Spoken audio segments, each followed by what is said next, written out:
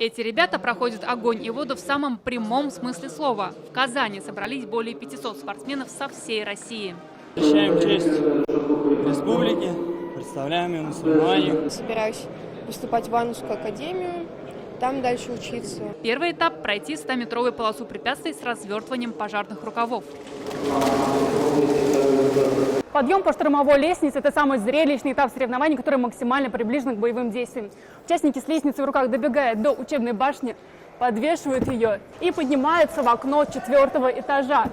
Здесь борьба идет на доли секунды. В этом году география соревнований вышла за пределы страны. Для меня это лишняя возможность проявить свои компетенции и узнать как можно больше о России, о тех спортсменах, которые занимаются пожарно-прикладным спортом. Это не только здоровые спортивные результаты, но и ваши навыки в важнейшем деле подготовки к важнейшему делу спасения людей. Мы свой вид популяризируем. У нас много занимает детей во многих городах.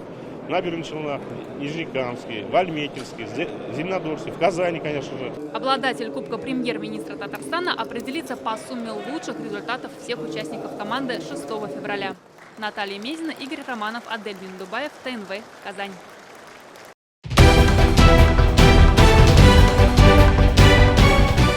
Все новости дня, выпуски программы «Новости Татарстана», программы и фильмы на сайте tnv.ru и на YouTube-канале ТНВ. Подписывайтесь.